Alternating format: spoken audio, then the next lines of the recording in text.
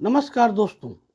आज एक महाभारत की अद्भुत कहानी सुनाने जा रहा हूँ, जो इस प्रकार है। महाभारत की घटना है।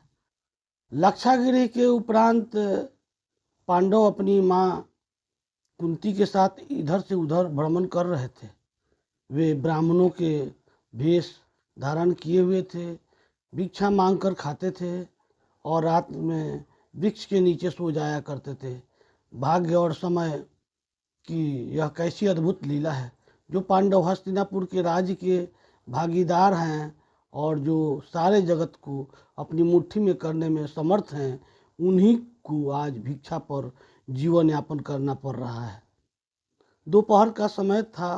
पांडव अपनी माँ कुंती के साथ वन के मार्ग से आगे बढ़ते जा रहे थे। सहसा उन्हें वेद व्यास जी दिखाई पड़े। कुंती दौड़कर वेद व्यास जी के चरणों में गिर पड़ी। उनके चरणों को पकड़कर बिलख बिलख कर रोने लगी। उनसे अपने आंसुओं से उनके चरण धोते हुए उन्हें अपनी पूरी कहानी सुना दी। वेद व्यास जी ने कुंती को धैर्य बधाते हुए कहा, आंसू बहाने से कुछ नहीं होगा। जो ऊपर पड़ा है उसे धैर्य से कुछ सहन करना होगा। जब अच्छे दिन आएंगे फिर सब कुछ ठीक हो जाएगा। चलिए मेरे साथ चलो, मैं तुम्हें एक स्थान दे रहा हूँ। कुछ दिनों तक वहीं रहकर अपना समय काटिए।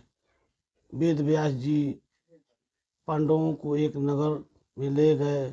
उस नगर का नाम था एक चक्रा था। आज के बिहार राज्य में शहादाबाद जिले में आरा नामक एक बड़ा नगर है। महाभारत काल में आरा को ही एक चक्रा के नाम से पुकारा जाता था। उन दिनों एक चक्रा में केवल ब्राह्मण ही निवास करते थे। वेद व्यास जी पांडवों को एक चक्रा में पहुंचा कर चले गए। पांडव एक ब्राह्मण के घर में निवास करने लगे। पांचों भाई प्रतिदिन भिक्षा मांगने के लिए जाया करते थे। भिक्षा में जो अन्न मिलता था उसी से अपना जीवन निर्वाहन करते थे। उन दिनों एक चक्रा में एक राक्षस के द्वारा बड़े जोर का आतंक फैला हुआ था। उस राक्षस का नाम था बक था। वह दिन में वन में छिपा रहता था, रात में बाहर निकलता था और एक चक्रा में घुस जाता था। जिसे भी पाता वह मार डालता था, खाता था। तो एक दो ही आदमी को खा पाता था, पर 15-20 आदमी के प्राण रोज चले जाते थे। आखिरकार एक चक्रा के निवासियों ने बक से एक समझौता किया कि प्रतिदिन नगर का एक आदमी अपने आप ही बक के पास पहुंचा जाया करेगा और बक उसे खाकर खा लिया करेगा। एक ही आदमी की जान जाएगा। व्यर्थ में मारे जाने वाले लोगों तो बच जाया करेंगे। बक ने इस समझौता को स्वीकार कर लिया। उसे जब बैठे बिठाए ही भोजन मिल जाया करता था तो वो समझौते को स्वीकार न करता तो क्या करता। उसने समझौते को स्वीकार करते हुए चेतावनी दे रखी थी कि अगर समझौता को उल्लंघन किया गया तो वह एक चक्रा को उजाड़ कर मिट्टी में मिला देगा। बस उसी दिन से क्रम क्रम क्रम से एक एक घर से एक एक आदमी बक के पास जाने लगा। बक उसे खाकर अपनी क्षुधा अग्नि को शांत कर लेता था। संजोग की बात, एक दिन उस ब्राह्मण के घर की बारी आई जिस घर में पांडव अपनी माँ के साथ निवास करते थे। दोपहर के पूर्व का समय था। कुंती अपने कमरे में बैठी हुई थी। उस दिन भीम किसी कारणवश भिक्षा मांगने नहीं गया था। वो अभी कमरे के भीतर कुंती के साथ पास मौजूद था। सहसा कुंती के कानों में किसी के रोने की आवाज़ आई। रोने का विलाप करने का स्वर उस ब्राह्मण के कमरे से आ रही था जिसके घर में वह ठहरी हुई थी। जब कुंती ने विलाप का कारण सकारण स्वर नहीं सुना गया तो वह ब्राह्मण के कमरे में जा पहुंची। उसने वहाँ जो कुछ देखा उससे वह सन्नाटे में आ गई। ब्राह्मण के कुटुंब में कुल 3 ही प्राणी थे। ब्राह्मण, ब्राह्मणी और उसका एक जुआ पुत्र। तीनों बिलख बिलख कर रो रहे थे। हाय हाय, अब क्या होगा। अब तो सब कुछ मिट्टी में मिलकर रहेगा। कुंती ने तीनों को रोता हुआ देखकर ब्राह्मणों से पूछा, विप्रवर, आप तीनों इन प्रकार क्यों रो रहे हो?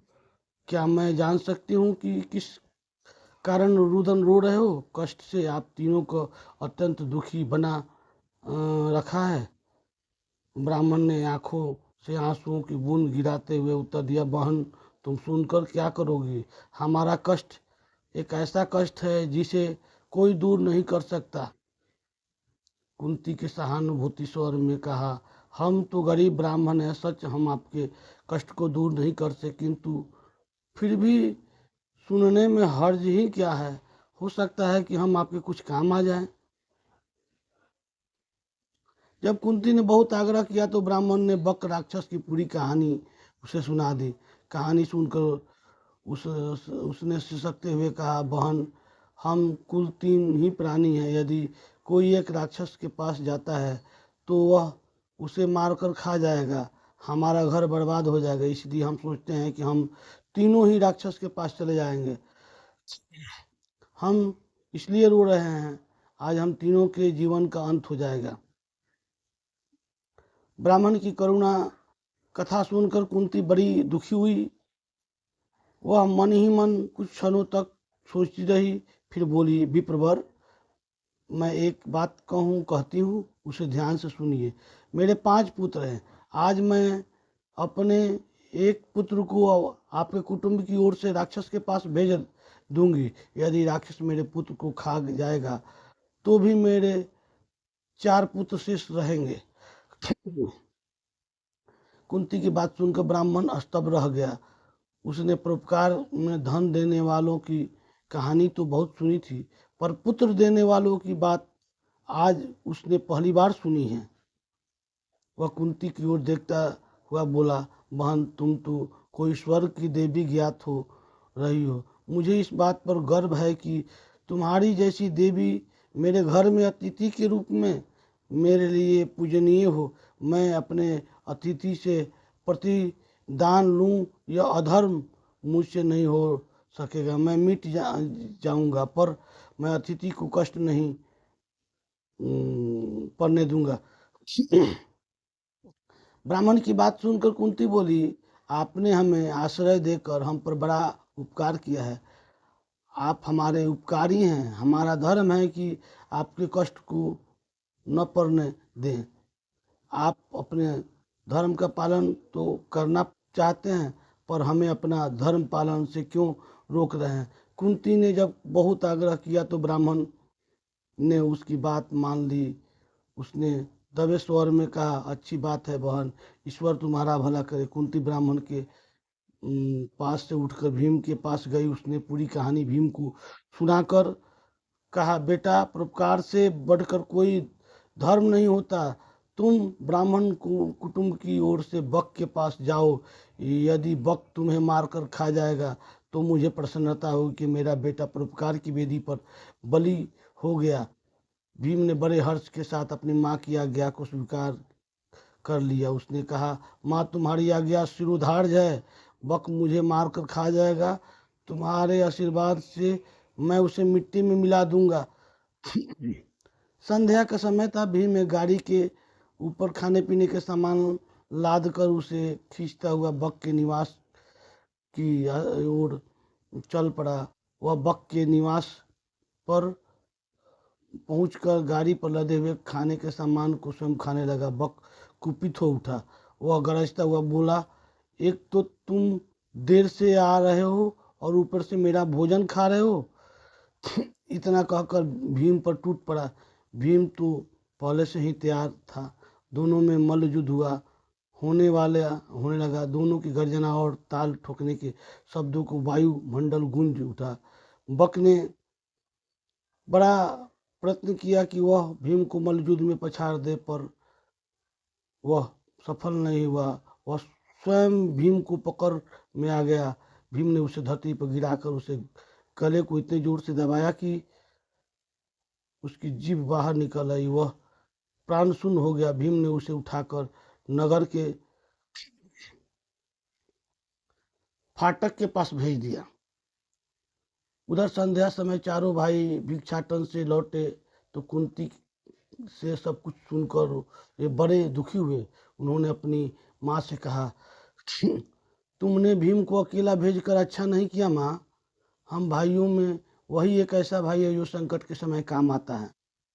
कुंती ने अपने पुत्रों को समझाते हुए कहा, तुम चिंता क्यों करते हो, तुम देखोगे कि मेरा भीम बक को मिट्टी में मिला कर आएगा। फिर चारों भाई भीम को पता लगाने के लिए चल पड़े। अभी कुछ ही दूर गए थे कि भीम अपनी मस्ती में झूमता हुआ आता दिखाई पड़ा। चारों भाई दौड़कर भीम से लिपट गए। भीम ने उन्हें बताया कि उसने किस तरह अत्याचारी बक को नर्क नर्क में पहुंचा दिया है। भीम ने घर पहुंचकर अपनी माँ के चरण स्पर्श किए। उसने कहा, माँ तुम्हारे आशीर्वाद से मैंने बक का संहार कर दिया। अब एक चक्रा के निवासी सदा सदा के लिए भय मुक्त हो जाएंगे। कुंती ने भीम को मुख चूमते हुए कहा, बेटा भीम, मुझे तुमसे यही आशा थी। मैंने इसलिए तो तुम्हें बक के पास भेजा था। प्रभात होने के पर एक चक्रा निवासियों ने नगर के फाटक का बक का मृत अवस्था में पड़ा देख उन्हें जहाँ प्रसन्नता हुई वहाँ आश्चर्य भी हुआ। बक का वध किसने किया? क्या ब्राह्मण ने? एक चक्रा के निवासी दौड़े दौड़े ब्राह्मण के घर पहुंचे लगे। थोड़ी ही देर में ब्राह्मण के द्वार पर बहुत भीड़ एकत्रित हो गई। ब्राह्मण के जय नाद से धरती और आकाश गूंज उठे। ब्राह्मण ने भीड़ को शांत करते हुए कहा, भाइयों, बक का वध मैंने नहीं किया। बक का वध तो मेरे घर में ठहरी हुई ब्राह्मणी के बेटे ने किया है। एक चक्रा के निवासी इस बात को वो जान गए कि बक का वध ब्राह्मण के घर में टिकी हुई ब्राह्मणी के एक बेटे ने किया था, किंतु अधिक प्रयत्न करने के पर भी वे नहीं जान सके कि ब्राह्मणी कौन है, उनके 5 बेटे कौन हैं। किंतु जानने पर भी यह तो हुआ कि एक चक्रा निवासी ब्राह्मणी और उसके पुत्रों का बड़ा आदर करने लगे। स्वयं ब्राह्मण भी गर्व का अनुभव करने लगा कि जिस ब्राह्मणी के पुत्र के एक चक्रा के निवासियों को सदा सदा के लिए संकट मुक्त करा दिया, वह उनके घर में अतिथि के रूप में टिकी हुई थी। धन्यवाद दोस्तों। कहानी अच्छा लगे तो लाइक कीजिए, सब्सक्राइब कीजिए और अपना कमेंट करना न भूलें। धन्यवाद।